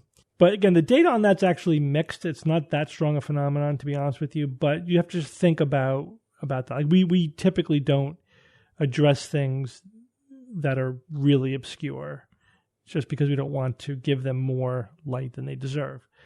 The other thing is that you really have to go topic by topic, because some topics are amenable to the knowledge deficit paradigm, right, where you just correct misinformation and that actually changes people's minds. One of the topics where that works is anti-GMO attitudes, because they're based on factual misinformation. And so when you correct that factual misinformation, people do change their minds. Right, because people don't usually even know what GMO stands for. Yeah. So it's like there's a void there. It's a huge void of information. But something like global warming, not going to happen. You're not going to change people's minds by giving them facts. It's not a knowledge deficit problem. So it is an ideological problem. So it's a lot of it is actually solution aversion, right? They don't like the implications of what we might do to correct climate change, so they deny its existence. So you have to understand the topic you're talking about. You have to understand what the literature says about the topic you're talking about, why people believe it, and what correction strategies may work better than others. A couple other just general rules to think about. You can't just take away somebody's comforting belief. You have to replace it with another worldview. You have to give them a way to make sense of their world. They're not going to let you throw them into epistemological chaos, right? You have to take one set of explanatory system away and replace it with another, hopefully better, more powerful explanatory system. That's what skepticism is. We always try to do that. It's like, this is science and skepticism. This is an explanatory world model. It'll actually give you more control over what you believe and what you think and your life, etc. And we emphasize that because it's not just about saying no and you don't know anything and taking stuff away, because people don't respond to that, and they will cling all the more tenaciously to their belief systems. Join us. Right.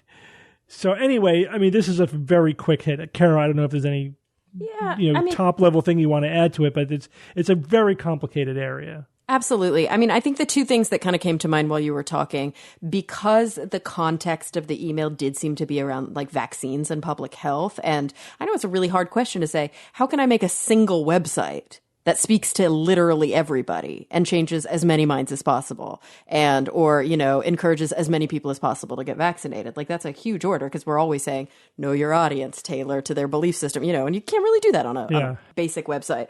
But one thing that really comes to mind, and the reason this comes up to me, and I'll try and keep it quick, is that earlier today, I happened to attend a lecture at the hospital where I work about medical decision making and a lot of the cognitive biases that come along with medical decision making. And one of the things that was really salient to me was the conversation about active and passive choice. And we talk about this a lot on the show, but when it comes to vaccines, it seems like one of the things that gets in a lot of people's way is this very understandable cognitive bias that if I do nothing, it's less risky than doing something.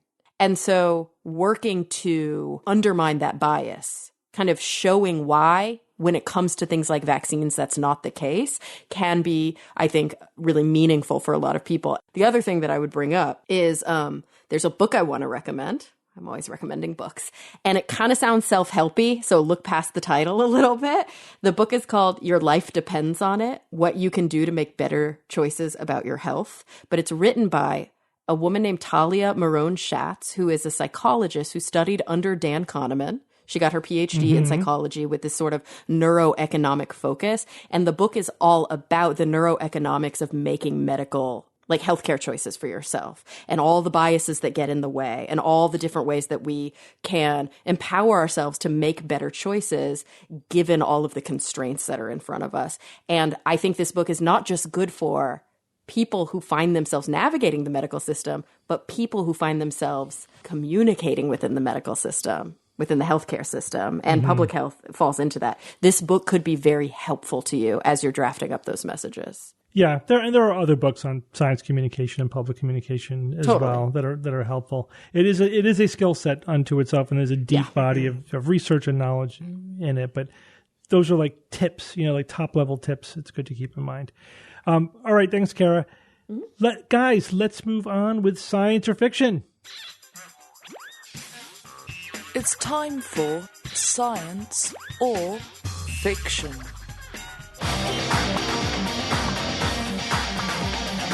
Each week I come up with 3 science news items or facts, 2 genuine and 1 fictitious, and then I challenge my panel of skeptics to tell me which one is the fake. There's a theme this week. Any of you want to guess the theme? The theme is... Easter. Passover. Not Easter. Passover. Wrong. Bermuda. Of course. Oh, of course. Totally biased. Right. Okay. Are Check you your ready? bias at the door. Yes. Item number 1. There are no mammalian species native to Bermuda. Item number 2. There are more than 300 shipwrecks in the waters around Bermuda, making it the shipwreck capital of the world. And item number 3. When Bermuda was discovered in the late 1500s and later settled, there were no native or indigenous people living on the island. Evan, go first. Oh, no mammalian species native to Bermuda. Okay. So this would be interesting. I'm trying to think of why that would be the case. Why would there be nothing on Bermuda? No mammalian species. So there's other non-mammalian species, certainly. No mammalian species. Okay. I have a feeling that one's science. And then the second one, 300 shipwrecks in the waters around Bermuda, making it the shipwreck capital of the world. Well, so I think you're trying to maybe get us here with a little Bermuda Triangle kind of bias here. The Atlantic does have a lot of shipwrecks. Look, people have been sailing from Europe to this to the Americas and these islands and things for quite a long time. Since the late 1400s. So over that span of time, you would have probably more shipwrecks there than anywhere else. But what about the Mediterranean? Why wouldn't there be like 300 shipwrecks in the Mediterranean, which they've been sailing for thousands of years? So I don't know that one's going to be right. So I have a feeling it's a Bermuda Triangle bias. I'm leaning towards that one being the fiction. But on the last one here, discovered in the late 1500s, later settled, no native or indigenous people living on the island. It's volcanic, right? And usually with these you said it was entirely volcanic, Steve. And I don't know if that's the determining factor because you can't grow things and therefore people can't be there to have sustained themselves. I have a feeling the 300 shipwrecks one is the fiction. Okay, Jay. Okay, there are no mammalian species native to Bermuda.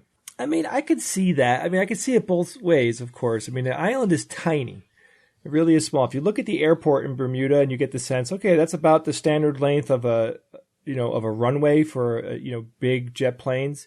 And then you zoom out and you look at the rest of the island. It's not a big island, because the airport is huge compared to the rest of the island. I could see that there would be no, okay. I mean, I'm not too down on that one.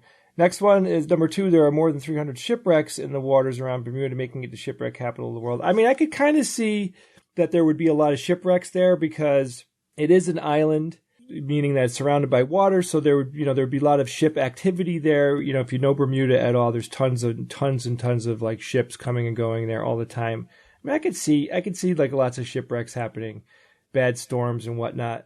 The last one, when Bermuda was discovered in the late 1500s and later settled there were no native or indigenous. Now, this one, the first thing that had occurred to me is that people went everywhere. I would find it hard to believe that, long time ago, some people didn't find their way to Bermuda. I don't know. I think that I believe this one is the fiction because I think that people ended up going everywhere on the planet. Okay, Kara. Wait, so we've got one for the shipwrecks and one for the indigenous people? Mm-hmm.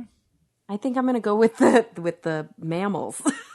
Cool. I love it. We're all spread out. I love it. Steve loves it. I know. Yeah. He's smiling right now. Steve, well, that means he also didn't sweep us, place. which is good. So this may be some strategery lockbox. So, no, nobody gets that. Okay.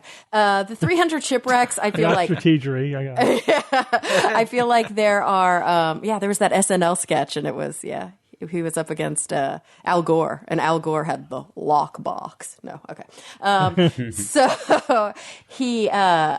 300 shipwrecks. This is the one that was like, maybe if I were to make a left turn, I think I would go for this one because I feel like you're trying to get us with the triangle thing, but then maybe this is why the triangle thing persists. And also, like, someplace has to have the most shipwrecks, right? That's I don't right. know. So, like, maybe it has certain features that, you said it's volcanic. Maybe, I don't know. But I feel like this one doesn't bother me that much. The indigenous people one, I know there are places on this planet. I don't know, with absolute knowledge at all, whether Bermuda is one of those places. I don't think I know much about historical indigenous Bermudans, though. Do they call themselves Bermudans, the people who live there? Bermudians? Burmese? Bermudites? Bermudite? Yeah, I don't know. I don't know. But I don't know much about, Bernsteins? The history prior to colonialism in Bermuda. I don't think I think it's like a little bit of a black box there. So it wouldn't surprise me because I know there are places in this country where just people didn't settle. And again, it could be because they were resource poor or whatever. Now, the mammalian species one, at first I was like, well, of course there are rats. And then I was like, of course, native rats come on ships. Every place on the planet has rats. Dang rats. But then I was thinking, okay, yes, an island. It's not that far away, but it is, there's a lot of water there. Many islands don't have native mammals because mammals couldn't get there readily. But then I was like, what about bats? Because bats can fly. And then I was like, I'm pretty sure there are bats all over the most of the globe. And I don't see why an island wouldn't be able to have bats. And so that one is bothering me, that there would be no bats either. I could see no terrestrial mammals, but definitely I couldn't see that there aren't bats. There are bats everywhere. So that's your answer? That's my answer. Bats in Bermuda. Jay says there's people everywhere. You say there are bats everywhere. That's true. There are probably more people than bats. Damn all right, Bob, they're all spread out, so you get to. But maybe not in the 1500s. Tiebreaker. Well, in the past 5 minutes, I've gone with each and every one of these. Like, oh yeah, that makes sense. Oh yeah, that makes sense. But the argument that's really swaying me though is the bats. Yeah. Bat? I can't wait for that show to come back. Please come back. So I'm going with bats. I mean, in Bermuda, mammal species aren't native to Bermuda fiction. All right. So since there are two people on number one, we'll take these in reverse order. We'll start with number 3. I like so. By the way, it's Bermudian or Bermudan. Bermudan or okay, yeah. Okay, so when Bermuda was discovered in the late 1500s and later settled, there were no native or indigenous people living on the island. Jay, you think this one is the fiction because there are people everywhere. Everyone else thinks this one is science. And this one is science. Science, RJ. So, yeah, there were no people living there. It's weird, but... Yeah, a little weird. There's no fresh water on the island. By the way... that would screw you. That sucks. We keep saying the island. It's actually an archipelago of many islands. The Bermuda government says that there are 123 islands presently. Of course, that number, I see different numbers because it depends on how small a rock are you going to consider an island. And also, sadly, is it underwater? Yeah, so there were actually more previously. Some American and British naval bases were put on some, which are now essentially destroyed. Mm-hmm. But in any case, so their current count is 123, so it's actually an archipelago. And I think there's like 7 main islands where most of the people live. You probably would have gotten us on that too, Steve. Well, that could have been number 4. Okay, could have been. So the first people on the island, now don't read too much into this, but the first people on the island were there because they were shipwrecked and they were stranded on the island. Were there 7 of them? Steve, was it a 3-day kind of cruise? Yeah. No, more Was there than a professor?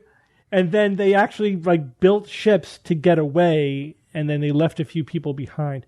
And then another shipwreck was there, and more people. And then eventually they said, we should just settle the place. Call it Shipwreck Island. And...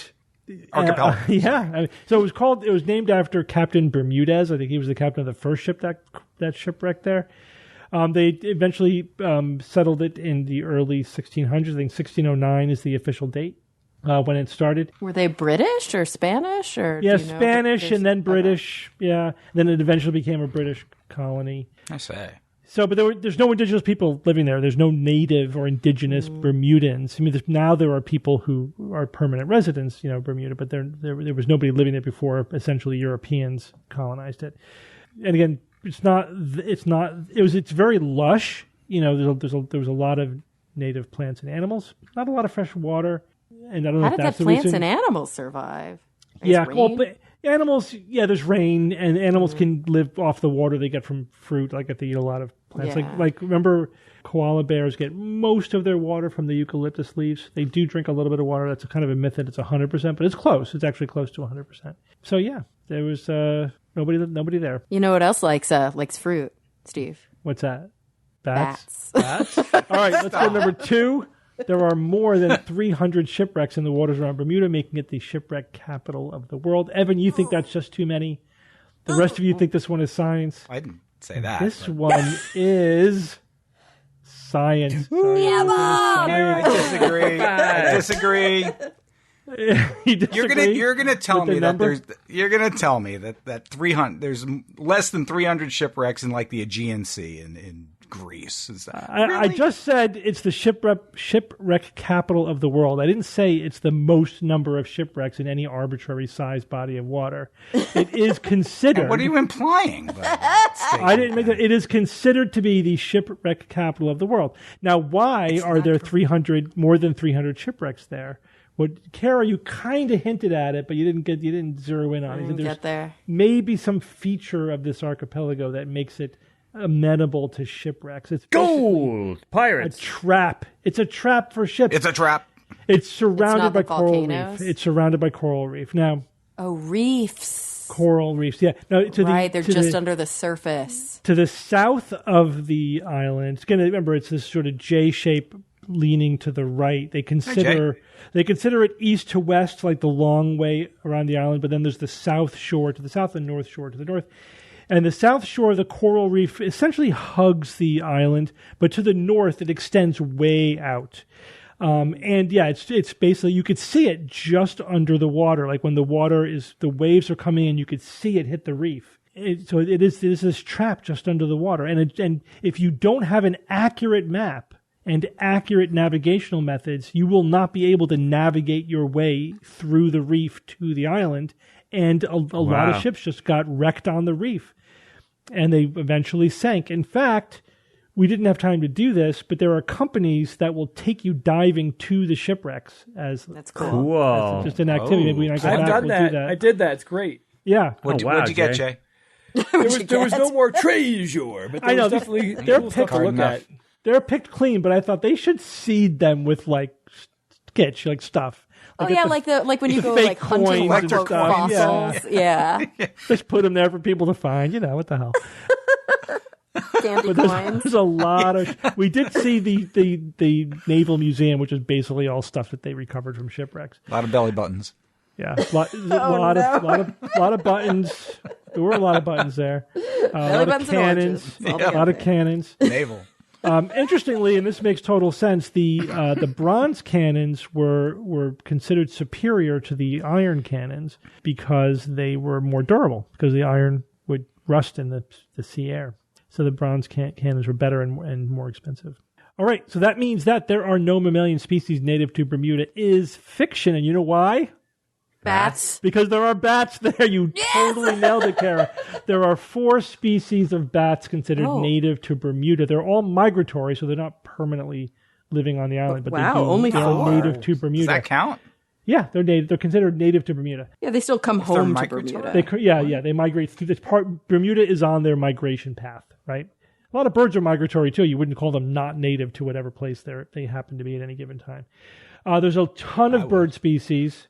There's only a few native reptiles, couple lizards, couple turtles, a lot of amphibians, a lot of insects, a lot of introduced animals. I mean, and as you might imagine, with the steady stream of ships going there. So they have rats. There are rats all over the place. They have mice. They have feral cats, unfortunately.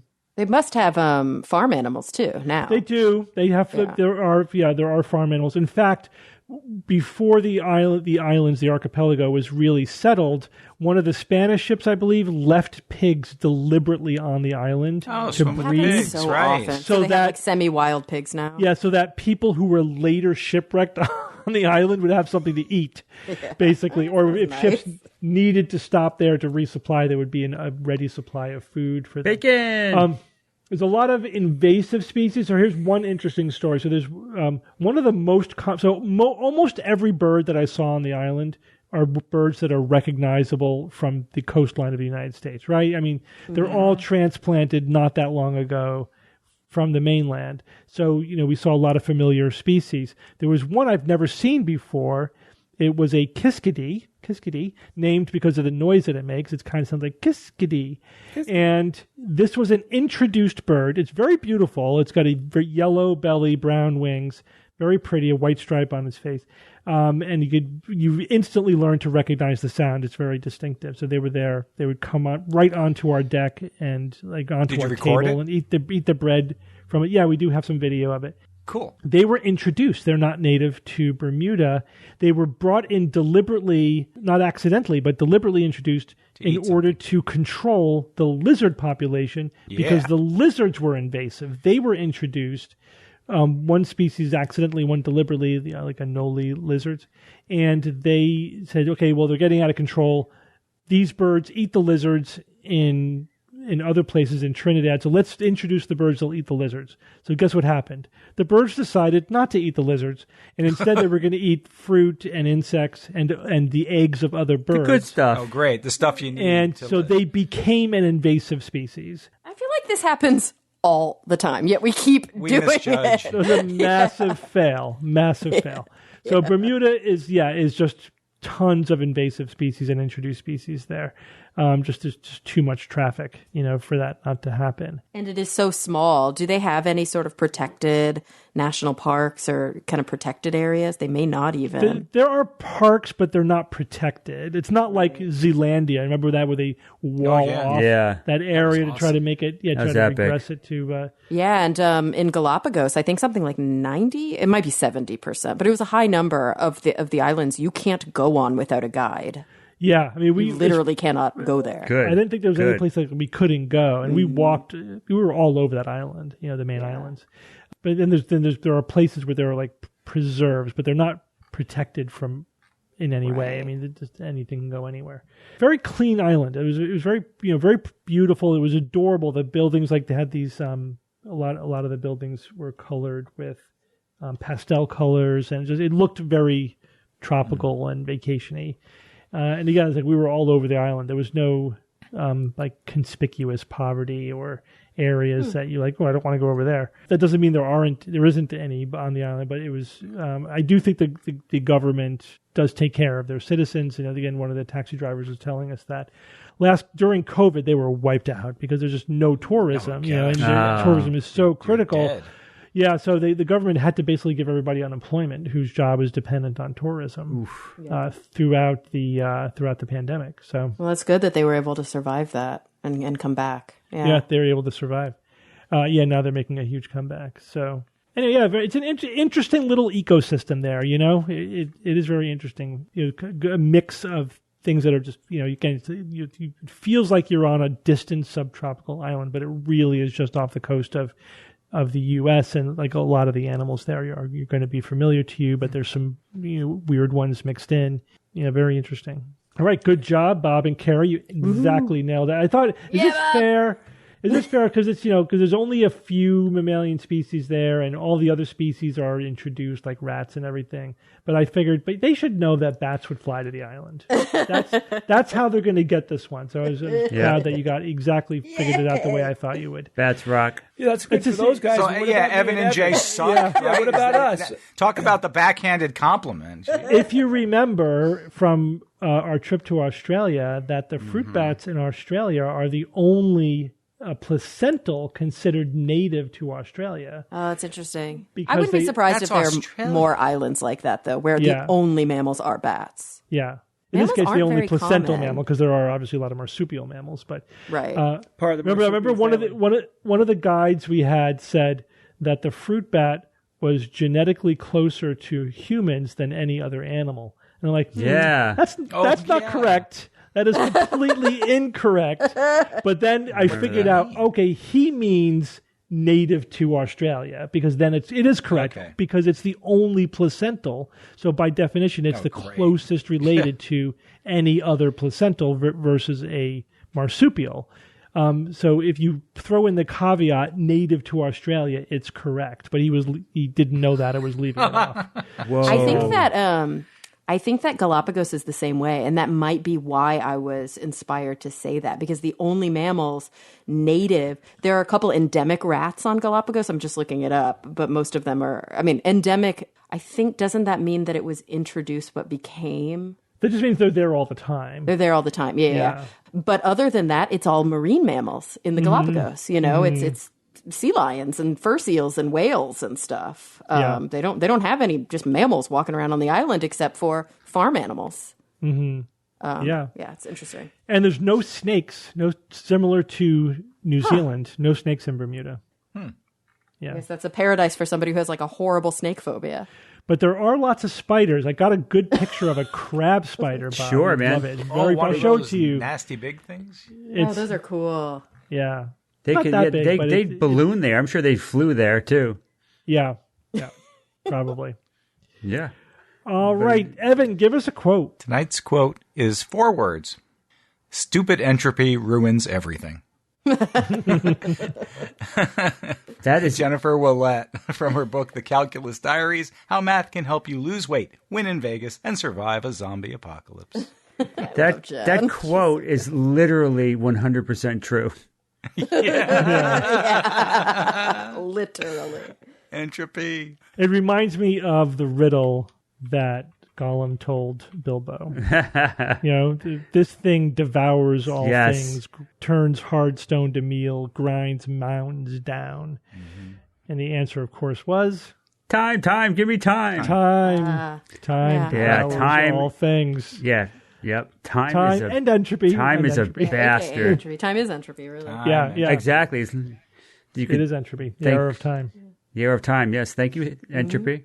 All right, guys. Well, thank you all for joining me this week. Yeah, Thanks, Steve. Got a little spring in my step. Welcome back from Bermuda. Welcome back. Thank you. And until next week, this is your Skeptic's Guide to the Universe. Skeptic's Guide to the Universe is produced by SGU Productions, dedicated to promoting science and critical thinking. For more information, visit us at theskepticsguide.org. Send your questions to info@theskepticsguide.org. And if you would like to support the show and all the work that we do, go to patreon.com/skepticsguide and consider becoming a patron and becoming part of the SGU community. Our listeners and supporters are what make SGU possible.